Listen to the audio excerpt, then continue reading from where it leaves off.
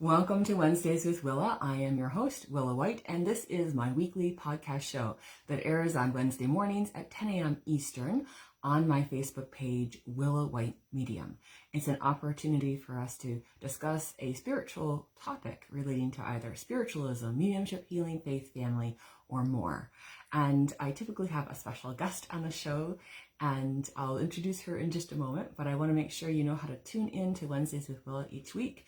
You can tune in on my Facebook page, as I said, also my YouTube channel. This additionally goes out as part of Lily Dale Radio, so you can have the listen-only feature of this podcast on blogtalkradio.com/LilyDaleRadio. It's also on the Lily Dale Facebook page when we're able to get things uploaded. There are other shows that happen as part of the Lily Dale Radio family throughout the week, so I encourage you to take a look at those as well. And this is year 7 of episodes of Wednesdays with Willa, so you have lots of archived videos of the show that you can look back at, and a lot of people tell me they binge watch the show and really enjoy, and you can type in an individual's name that's been my guest or a topic, and also search information in that regard. So I am thrilled to welcome back to my show my mother, Bonnie White. Thanks for being on the show today, Mom. Thank you for having me.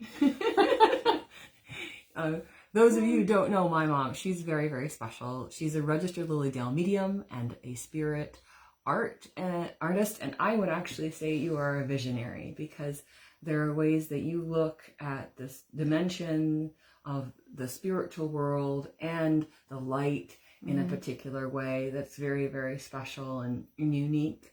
And I'm so grateful that I've had a chance to learn from you as a daughter, but also as a medium, because it really has helped me and enhanced my own journey.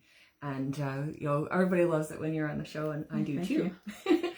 So thank you. Yes, so I encourage you to look at her website, bondspirit.com. And as I said, she's a spirit artist, so you see lots of wonderful examples of her art, and she's available for readings mainly in the summer, just so everybody's aware. But our topic today is your inner light. So your inner light is a very important accessibility point for your soul and how it connects to the world and the divine. And I know that when we were chatting about this show and how we wanted to discuss this topic, they're just this myriad of things that came welling up, and I really feel we're divinely channeled. So we'll share some of those things and also see where the conversation takes us organically. That's right. It's always fun. It is. It's always fun to start talking about things, and then suddenly we have memories of different examples and things like that. So that pop up. And today we're talking about light. Very, very special light is. Yes. Yeah. And because your light and the divine light, there's a connection between those things. Absolutely. And the light in the world. The light in the world. So, and it's very nourishing. It is. And I've been specifically looking at this. I have a book that's this thick that I'm reading, and I've gone about that much into it. So I'm still reading it. But it's such an eye-opener, if you want to say. It's called Relearning to See. Yes. And I had no idea that there was any hope for my visual problems, and that started this whole cascade of thought about how we see, what is the mechanism of seeing, and the fact that always comes up is that in order to see, we have light. Yes. We have the outside world, what we consider the outside world. And now I have to say the outside world is no longer such an outside thing in my mind. That's right. The outside world is translated totally from what I see to what's inside me to receive it. And so that's why when you're on a spiritual path, you're constantly looking for the light. Yes. And if you start with just the idea that we see so much more when it's a sunny day, or we have even feelings too on a sunny day. It just cheers us up so much. It is very healing. Yes. Yes. And so as I read this book, I found how light enters into our bodies, not just into our eyes. It comes in to your eyes, and your eyes are these mechanisms, I guess you want to call them, physical part of you, but they are focusing and adjusting, and like a camera would. Yes, right? They're adjusting to make sure that you can take in the so imagery that's external to you. There are these huge nerves, some of the bigger nerves in the body that go directly from your eye to your brain. And if you've ever had eye pain, you know it. Oh, you know those nerves. I guess so, because they're big. Yeah. You know? Yeah. But then they go into your brain. Now, in this book, I'm just going to read these two things about the two aspects of light, if you don't mind me reading it. Okay. Light entering the eyes is utilized by the body in two ways.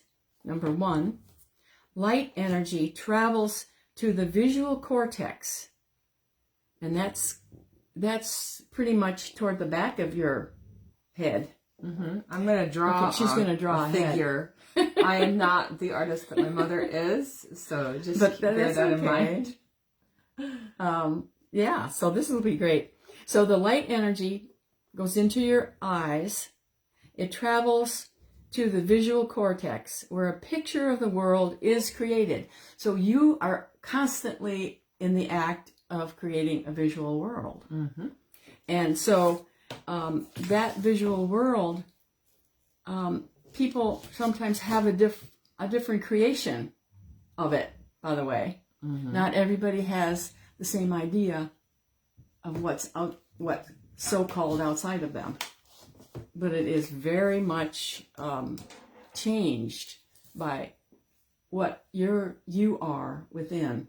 Yes. And the more you know the higher consciousness, which is many considered a really, really higher light, and a very bright light and specific light that you can connect through meditation, that light can transform your world. There we go. Good job. So we got so that. It enters in, and this is and put an eyeball there. Sure, I'll put that eyeball there.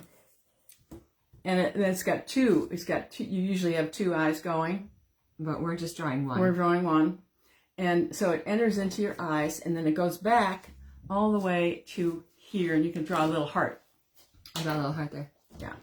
So it goes all the way there and winds up being a vision that's approximately like the one you're seeing outside.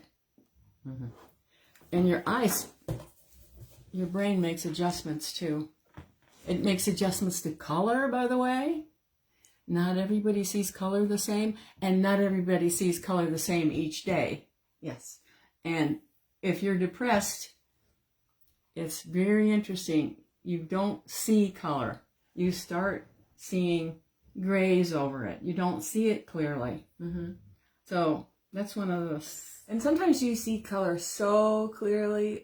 Color synesthesia. Yeah. I have experienced that myself, where colors have incredible impact. Sure. Which is why I make sure my reading room is pretty neutral based, so that I can just pay attention to the colors that spirit brings through. That's great. Mm-hmm. Can I tell a story? That reminds me of a color experience I had. I decided that I wanted to see when this certain pigment color of an oil paint was the perfect yellow. Mm-hmm. So I was it kind of looked a little orange or mustardy from the tube. But when you use it, it seems to, and mix it with a white, it changes and changes and changes. And I was trying to get this particular yellow that I wanted to see, and I was so intent on it. And I was working on it with my palette knife and adjusting it and everything. And all of a sudden, I hit the perfect yellow, but it wasn't what I expected. It kind of jumped into my eyes. It was like something happened right in my brain. It knocked me out. And so here I am on a stool. My legs are wrapped around the stool. I can't unwrap them fast enough. And I'm going backwards onto a cement floor, right? Yeah. So I'm like, what happened? What's happening? And I keeled over, and my, this happened to me in Florida, where it's very close packed with other things all around me, and I don't have a lot of room. And for some reason, everything went into slow motion. People tell me that happens sometimes when they've had an accident. And it goes slow motion. And as I went down, I went back, and I was worried that I wouldn't go back, that I'd clunk into all this other stuff that was there that was hard. Impending concussion. And then it's also a cement floor. Yeah. And so I went back, and I fell softly onto the cement floor. And I found myself, I'm looking up, and I'm like, what happened here? But it was that color that I was looking for, but I was so intent upon it. When I actually saw it, it's like it overwhelmed me. This is what happens. And it was a beautiful color, And nothing wrong with the color.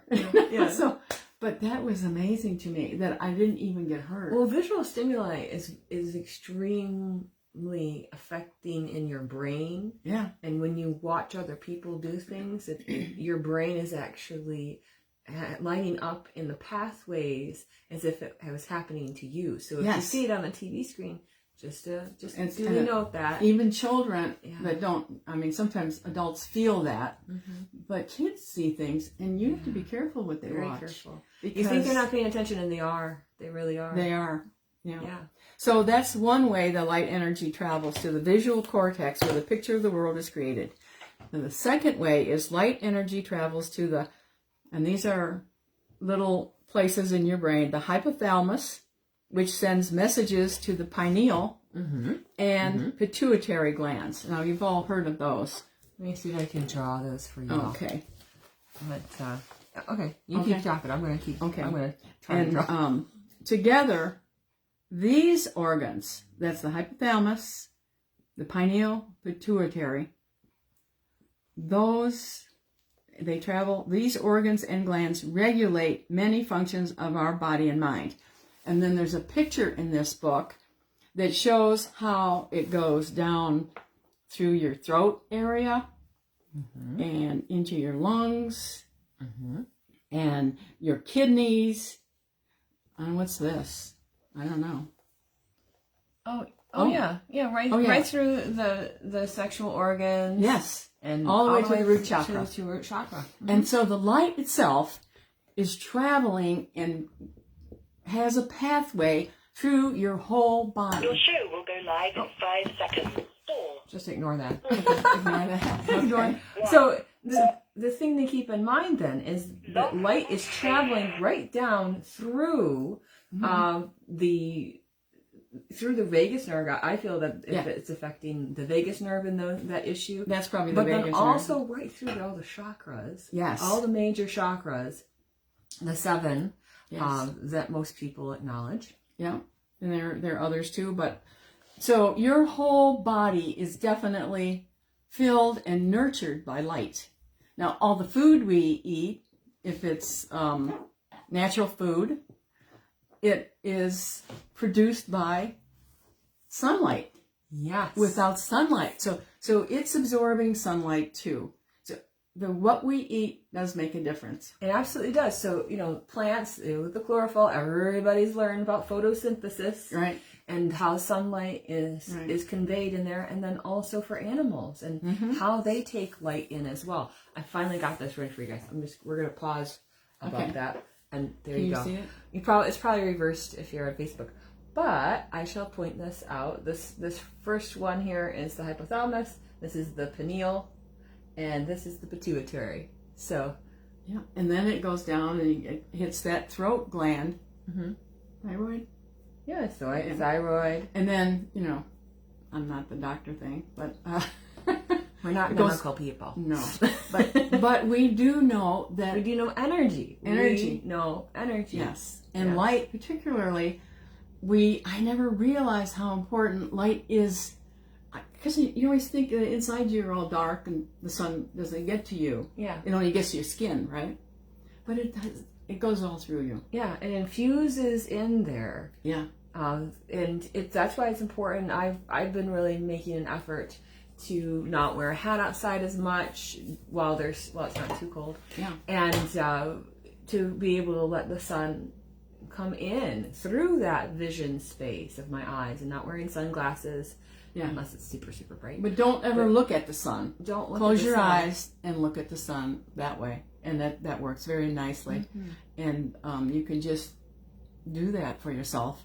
And then if you do that, say you're looking at the sun, don't open your eyes and look at the sun. It's very powerful. It is. Not just for solar eclipse times. No. But for regular everyday. You don't want to. And so then if you alternate that with closing off the light by doing this, they call it palming, and then you get your darkness and then light again.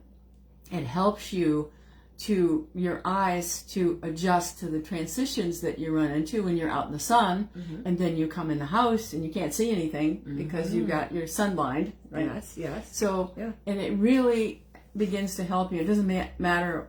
I was surprised to find out it doesn't matter what age you are, you can improve your own sight. Yes. And that means your divine sight as well. And your divine sight. And you don't know how much that divine part that you learn truly affects what you see on the outside world. Yes. Because, people talk about one of the basic things, love your neighbor as yourself.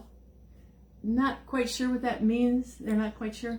But it turns out, if you understand who you are from the point of view of your soul, you know how to look at your neighbor, no matter, you don't look at his faults or the property line issue or anything like that.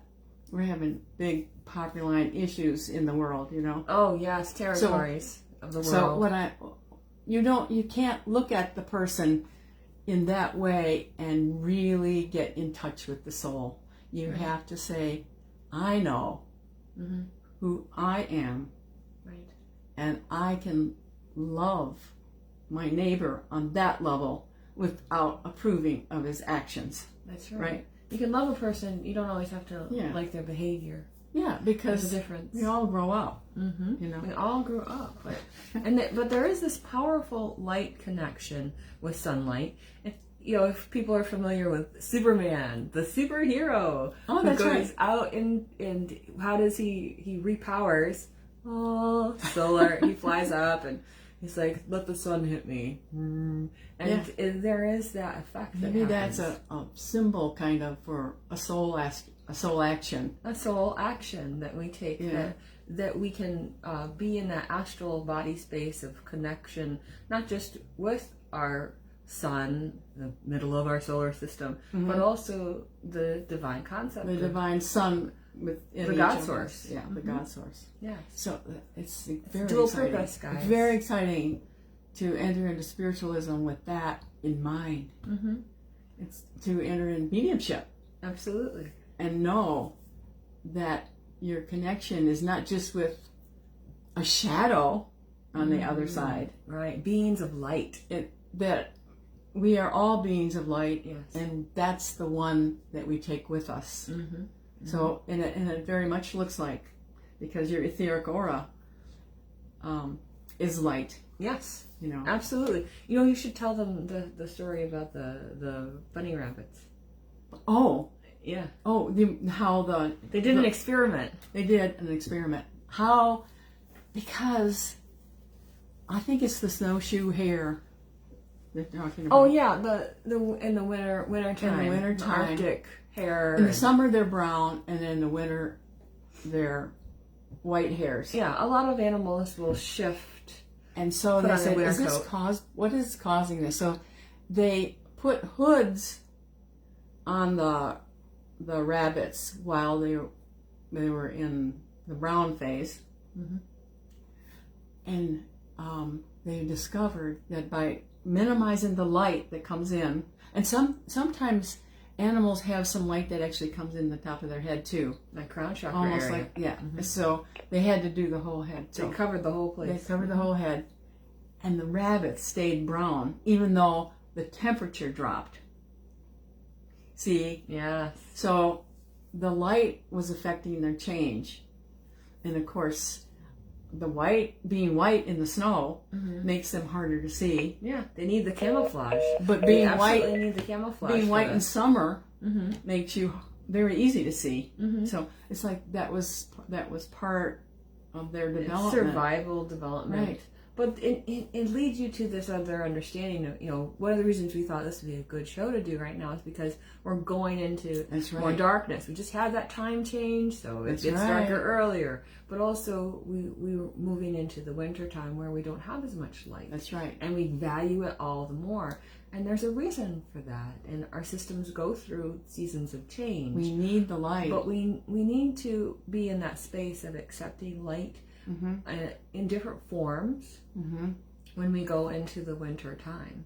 But they say in this book that even on a cloudy day, because even a cloudy day has a lot of light, Depends. Yes. you can tell that it's day, Yeah, you can not still say night. it's day. But even on a cloudy day, you can look toward where you think the sun is and still have benefits, Yes. even though the clouds are covering it. So it's like, it's nice to know. At Like least- today it's cloudy, it's not sunny, but it's quite light out. At least 15, 20 minutes a day is Yeah. what I believe even medical doctors say. But energetically, it's very healthy for us to do that Right. and have that whole area, not just our eyes, but all the way through. But then that it comes crown and chakra area. infuses our entire being, which I had no real picture of until I started reading this. Yeah, because it passes through those areas of your body down and then spreads throughout. Right. So if you want to think about that in your own meditations and your own contemplation of energy, that your solar space and your spiritual space are being infused by the light. Yeah, I love it. I just love it. And so, and when we see other people, I think that's part of our sociability as humans. When we meet other people, greet them, we consider who they are, whatever. And if you just see them, you know that you are in touch with their soul just by looking at them. You're Yes. absorbing them. Yeah, the windows of the soul. They call the eyes. The eyes are the windows of the soul. Yes, Good they call that the windows of the soul for a reason. Yeah. Because it's letting light in, and it's also shining and beaming light out. That's right. That's right. That's why eye contact is important. But don't have to worry. You can make eye contact and look away and then make eye contact. You don't have to stare. Yes, no staring. You yeah. So you can do it, but you have to blink. Yes, blinking is very important. Blinking is extremely important too. So you get that. I don't know why. We haven't discovered why blinking is, except to moisten the eyes. Moisten the eyes, but you not know. to strain the eyes too. It encourages the eyes not relaxes. to be in one position. That's right. So that's a big part of it. But it's the focus of the soul and the higher consciousness on the light and connection with the light and infusion with the light and being one with the light. There's a reason why those phrases are used. And always the go to the light thing. Go to Go the to the light. light. Send them to the light. So it's like, I know that you had some other things you wanted to talk about in terms of the light process, we talk about the focus of the soul, higher consciousness. Okay. Oh, we forgot to mention blood also. Yes, apparently there's a mysterious, oh yeah, like it's present in the food we eat, but there's a mysterious substances that science hasn't detected yet. In the blood. And you know how important the blood is. Yes, but it has to do with light and how blood handles the light and what we're exposed to with that experience. So just remember that if you're wanting to know that there's a cleansing and clearing of the blood as well. That's right. And so knowing that just changes my attitude when I'm just thinking, oh, that's a certain person with a certain degree or certain capabilities or anything like that. But this is going beyond their achievements that we consider higher achievements and stuff. It's going beyond that because we can then look at anybody and see that. And see that. And see that power from the soul. And I think, in our discussion about this prior to the show, when we were talking about blood and mysterious substances, you got really excited thinking about minerals. Oh. And the minerals that nourish us. Yes, and I started to remember things about how, well, I taught a class in the rocks, stones, reading stones once. And one of the people that came, you're supposed to bring a rock. And some people have special rocks that they're already communicating with. A lot of people do. Even kids who have never even heard of any of this will pick up a rock and they'll be so special. Right? Yes. Oh, look, Mama, there's a rock. Yeah. Then they bring it and share, Yeah. But we have to know that rock is a communicating device. We all know about the crystal radio. We all know about crystals in our watches or things like that. But the idea that a crystal can absorb and communicate energies. So I said, well, you go get a rock out of the driveway. It was dirty, so he washed it off in the sink. And then I read the rock. Everything, he said, everything that I saw, and I was seeing things. So it affected my vision. I know that it affected my inner light space. So I was seeing things. I'm kind of a visionary that way. I see things rather than hearing so much. Yes. Occasionally I'll hear, but I'll see inside. And so I'm holding this rock and I'm seeing this stuff unfold. I tell the guy what's coming through there, and said it's all true. He only held that rock maybe 5 minutes to go right down, get the rock, wash it, hand it to me. He'd only held it a short time. Yes. And it was already capable of being picked up on. Yes. I just looking at that rock. It was able to be connected with because your environment, everywhere you place your energy, the environment is picking that up. That's right. And the rocks and the trees and everyone else are reading us as well. People can lie, but energy doesn't lie. And if you know that you are leaving a trail from your soul wherever you go, you can become conscious of using that as a technique for healing. Yes, because where your attention goes, so does your energy. Yeah, that's right. I love that part of it. It's just so beautiful. And then I remember reading Rudolf Steiner years ago. He was a visionary, an artist and a teacher who had a lot of trouble in his life.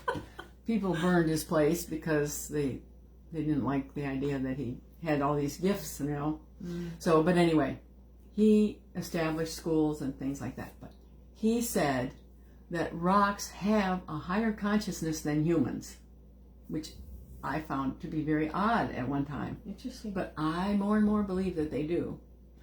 And he says that they can move.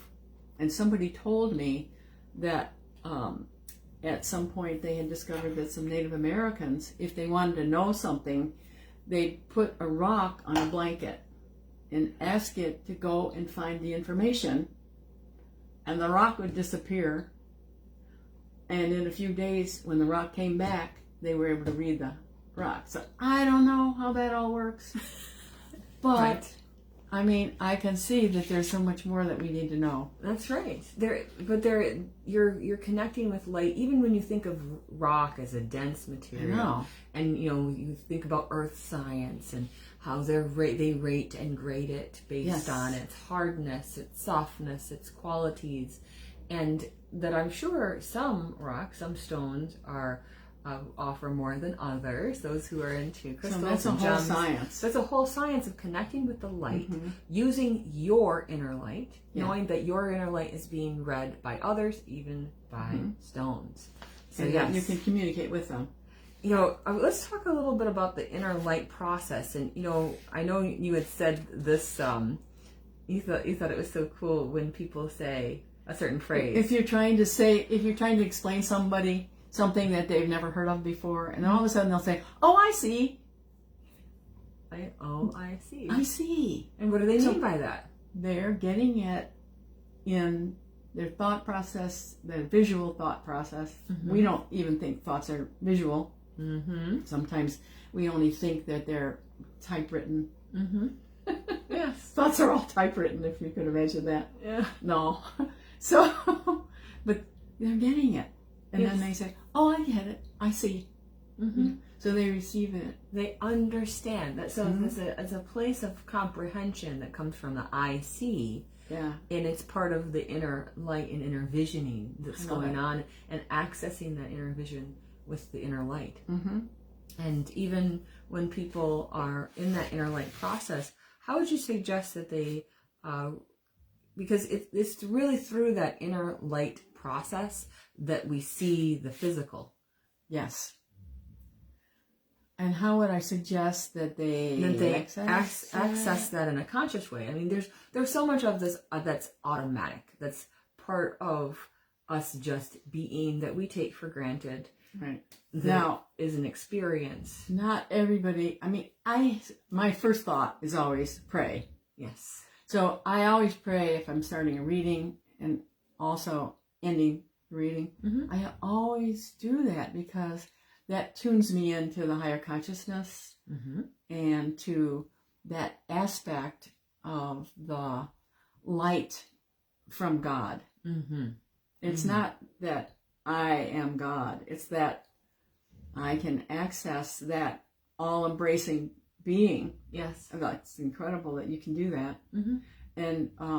And when it is all loving, God doesn't get depressed. Good thing too. Isn't it great? So anyway, where was I? I'm lost. I'm lost because We're I talking started about the thinking about inner God. light process. I know she went into the cosmos. Everyone. Well, see, that's it.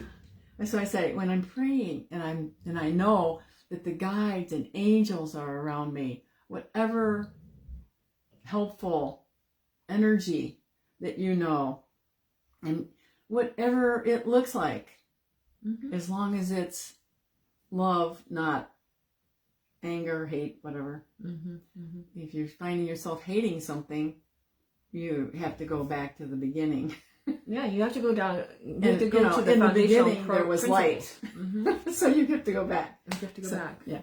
So anyway, it's so interesting to see how that works out in your own life.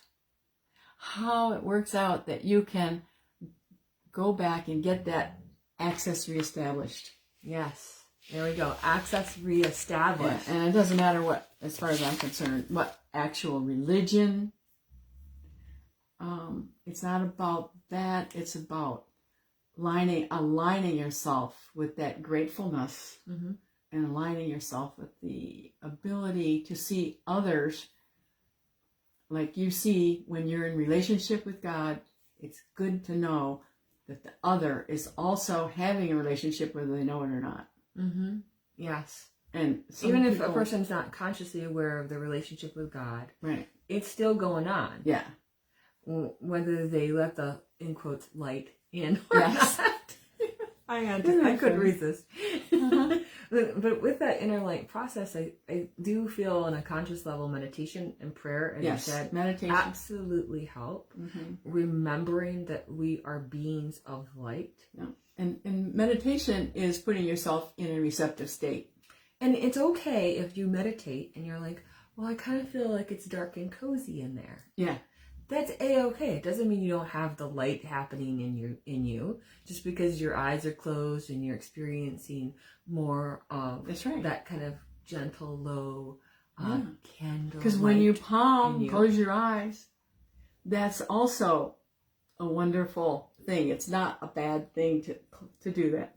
Think about little kids. They love light switches. When they finally reach that light switch, on and off and on and off and on. And it's like there's magic happening. And they insist on doing it until they're bored with it. Yes, and you're like, there's this thought that happens in your mind as a parent when they're that age.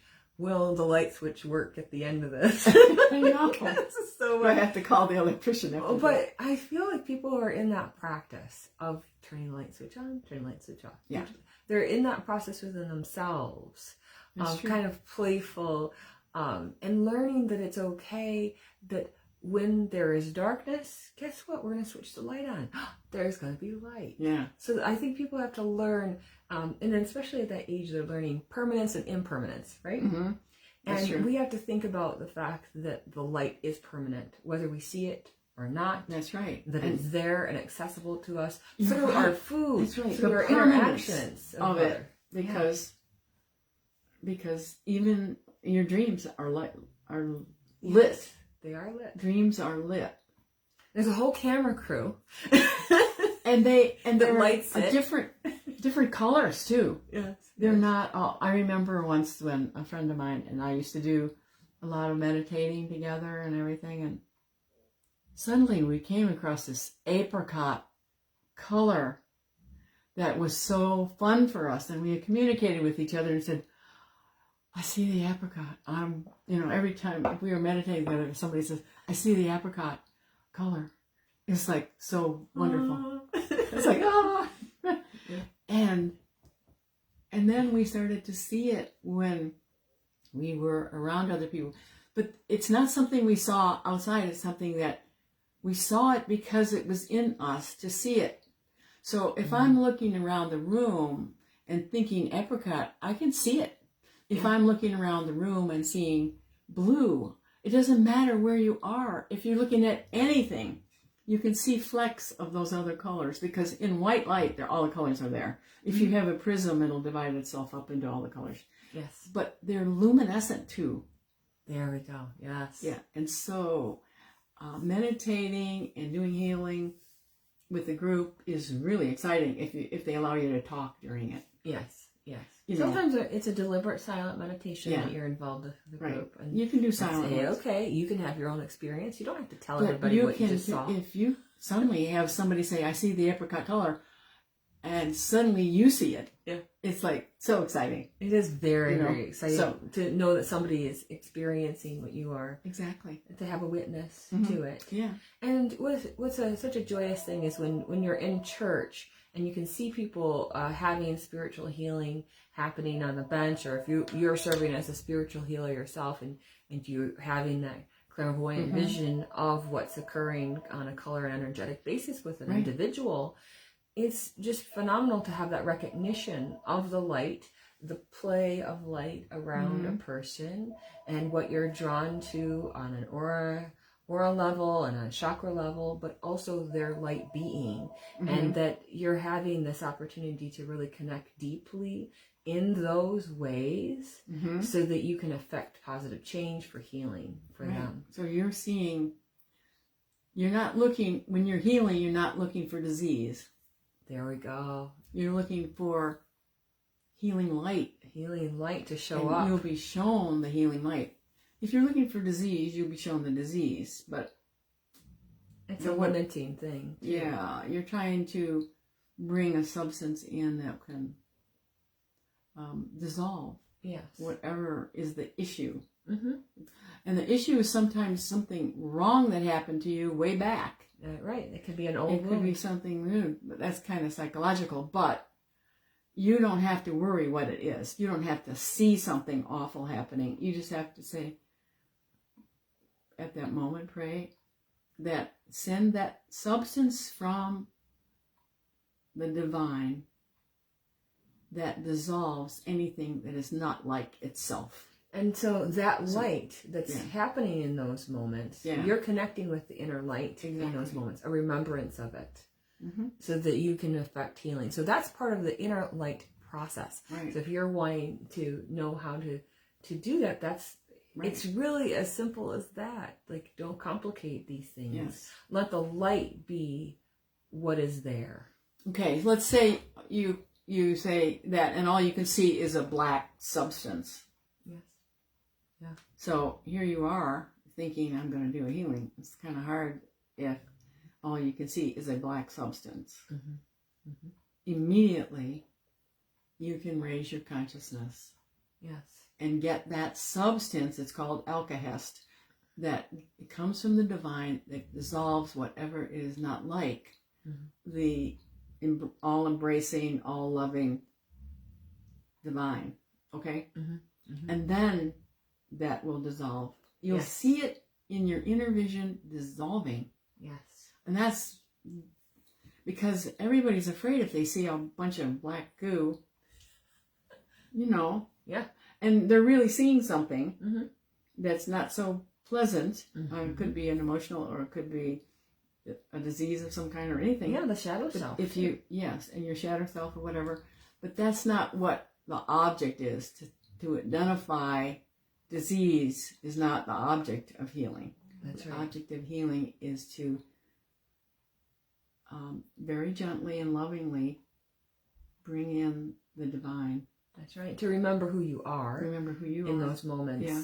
and that it's part of that healing. Let's talk a little bit about without light, because this is such an understanding that we had talked about, that without light, what happens is that you think that you're being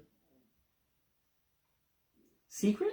yes, you think you're being secret. Let's talk about that for a little Oh, bit. I forgot what we said. Yeah, you had mentioned this idea of when people are not in that place of understanding their light Mm-hmm. and how light works, Mm-hmm. and seeing the light of other people and themselves, they think that what they're doing, Like seeking revenge and things like that? yeah, seeking revenge, negative thinking, wars, Oh, yeah. non-belief in God, I if you're forgot feeling about all cut that. off. I'm sorry. Yeah, that's okay. I took notes because it was so good, guys. Yes, this is my mom, everyone, in case you're just joining us. Yeah, I tend to forget that. Well, not that you're my mom, but you tend to forget No. about the negative thinking. Negative thinking, I tend to forget it. You tend to forget it. So let's talk about that when they can't truly see, because they think they're being secretive, but they think they're being wise, too. and they think they're being wise. Oh, that's an interesting. I'm yeah. keeping this secret because I'm afraid I'm going to hurt somebody. Right. Things like that. So it's like there's something going on that the dissolving part has to be, I don't know how to say it, but I got pretty good at keeping secrets when I was little, because my mother, if I blurted anything that was a secret that I suddenly saw around a person or anything, it wasn't a good thing. Mm-hmm. And so she would say, that's a secret. So things were secret. So I became pretty good at keeping secrets. Mm-hmm. If I saw anything, I would not tell anybody. That's right. Right, that kind Because you've been trained for secret I've been spy trained missions. No, I'm for teasing. secret missions. So I tend to not repeat stuff. Yeah. Yeah. You know. It's important, and sensitives they need to know that they can trust you Yeah. with things. So Right. it's actually, there is a benefit to that. Yeah. But we're talking about the dark secrets, of the negative secrets, the ones where nobody's going to see me do this. Yeah, like Your taking, soul, your inner taking light. something, or Oh yeah, people who stealing. steal, or if they also are, scurrying around, hiding this or that. And then on a bigger level, killing somebody. Oh gosh, she went there. Sorry.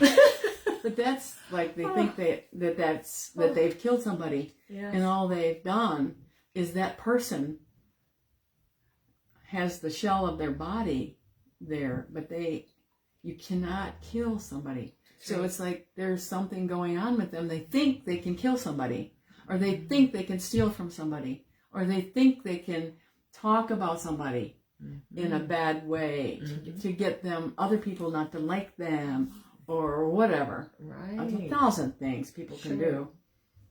But they think they can do it because they think nobody's going to see them. That's right. That they won't really be caught in any of that. Yeah. And a lot of times they won't be caught. Not on the physical plane. The physical plane. But when they pass, they're suddenly, and they don't know that they have a soul. Right. They kind of missing that component of thinking. Yeah, they don't think that, but they do. Or they think that they've done enough good in another way, it offsets. Oh, that's right. There's that too. Yeah, I knew somebody who would feed the beggar.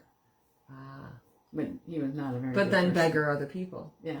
So this is a very interesting concept. Yeah, and I forgot about that. I remember you were talking about illusions and also forgotten. Oh, illusions. What do we say? Yeah, because another thing because our own vision is under our control, and we have the subconscious, things like that going on, we can alter how we think of something. And so we have to be very careful that we're thinking in a true alignment, because if you interrupt that cycle that's coming into your eyes, going through the vortex, the visual vortex back here where the heart is, if you can alter that and say, I hate hearts. You know, absurd. Yes. I mean, it's absurd, right? Yeah, people say absurd things. Yes. Yeah, but so they're just silly, because people use them and put them on notes and everything, silly things, Yes. People have attitudes about things. So it's like but what if they know that light is, whether they like it or not, is going all the way through their whole body. It's a whole different process, I think. Yes, once they understand that they're an energetic being, that they're a soul, and that the light and access to the light and allowance of the light in their of the light in their consciousness is very important. Then they can set aside illusions of negative thinking, the sarcasm of things, illusions that you're not being treated fairly. Victimhood. Stuff like that, Poor me. Poor me. I only have 6 houses, and I don't know. But you can be a victim no matter what your circumstances are. And that brings us, we're talking about relationships with other people, and in people can be upset about little tiny things. It's not always about the big stuff. It could be little tiny things. Yes. I can't even think of any right now because I've been talking about the godly part. Of the godly part. But let's say someone's upset about something. Oh, like if you don't send a thank you note. Oh, yeah. How dare you? Don't send a thank you note. Whatever. Or they didn't say thank you. I mean, there's that ingratitude. I did a show about ingratitude with Dot McCarthy once, so look that one up. That's pretty good. Oh, but when people are in that space, they're kind of cutting themselves off. And believe me, I understand about etiquette, the manners, trying to teach people about those kinds of things. But it's whether you hold on to those little grudges, not just big wounds, but the little grudgy things. If that becomes who you are, that you want to give everybody a ticket for whatever their demerit. That's probably demerit good. Or something. Yeah. I've got a card in here on you, and gosh, there's so many demerits. I don't know if I can tolerate being around this person. That's right. What? I've looked at my scorecard with them, and I'm not liking it. Yeah, right. So they can happen. So just notice those things that are blocking inner light, part of that blocking of that inner light process, And you've done a good job of explaining to people how they can access that inner light. Go back to the foundational principles of allowing light in. Stand in the sun and let that beam into you, and let that really infiltrate. And in the times where you don't have the sun accessible, or another part of your day when you're in the midst of something, you can have that remembrance of what it felt like to feel one with the light, to allow it to beam through you. And that's the same kind of concept that we need to apply to the divine light process. And when you're in a situation, when I was little, I used to depend on my guardian angel, because people told me I had one. Everybody has one. Everybody has For one. sure. So I really depended on it when I went to school and things. So I always sat on half my chair, because I pretended. I mean, I thought my guardian angel was sitting next to me. Yes. So we have to go back to understanding that we have help that's not necessarily other people in the world even, but the angels and the spirits of those who have passed that we loved. They're there. And we have to remember that at times. Yes. Because the world is heavy sometimes on us. And we don't know, so we feel like we don't know what's going to happen next. That's right. But the gift of consciousness, spiritual consciousness, is that you recognize that it's through that inner light that we see the physical. It's through the inner light that we can interact with people. And one of my favorite songs in church, it was when we're getting ready for the healing portion, and for the meditation portion, and there's a place where it says, God's light is deep within me. Right. You'll have God's love, God's light, God's life are deep within me. It's all right there. Having this, God's light is deep within me, ever satisfying my soul. And so if you can say those words to yourself when you're in a moment, when you're needing a serenity now moment, or maybe you're just needing a moment to remember who you are so that you deal with the situation from that place of your inner light. Though that's a phrase that you can say quickly, easily to yourself. I've used it when I need to. I know you can too. And it makes a difference. With the love, God's love. God's love. Deep within God's me, light. ever satisfying my soul. Yeah. And so I love that. I just really do. Yeah. Yeah. Any last thoughts? I know it's almost time for us to close for today. We've covered a lot of ground about your inner light and the process that we take. Just remember to go to the light. Not just when you pass, but while you're living. Isn't that beautiful? Yeah. Yeah. You don't have to wait to go to the light when you leave your body. Practice it now. You know, you go to the light, because it's so comforting, and God sends comfort. God sends comfort, and also I keep coming to this point where at one point I was reading in a spiritual book, and they said, they talk like in the Bible, they talk about the heavenly host. And he said, the heavenly host is the soul of every person who is living or has lived on this earth. We are the heavenly host. Yes. We are in touch with each other on a heavenly host level. Yes. You can't be lost. True. You cannot be a lost person. I mean, you can say you are. You can have the illusion of that. You can have, but knowing that we are all part of the heavenly host, you cannot run into anybody who's not in the heavenly host, even though they don't know it. That's right. They just haven't seen that part of the light. They haven't seen that part of the light, and you may look in their eyes and not see that light. Right. And that's, you have to remember that it is there, deep within. Yes. Deep. There's a little excavation that may be necessary. Archaeology. Archaeology, Dick. Light archaeology. Yes, yes. So anyway, It's there for you. It's there for me. Mm-hmm. The heavenly host. Yeah. Beautifully stated. Thank you, Mom. And That's really wonderful. I loved that thought supersedes any bad dreams. There we go, too. Yes. If you have a bad dream, that might be some kind of an illusion. But it's very likely that you just need to say, I am part of the heavenly host. Mm-hmm. Mm-hmm. So that includes everybody in the world. That's very true. So that you can remember who you truly are. Mm-hmm. Love it.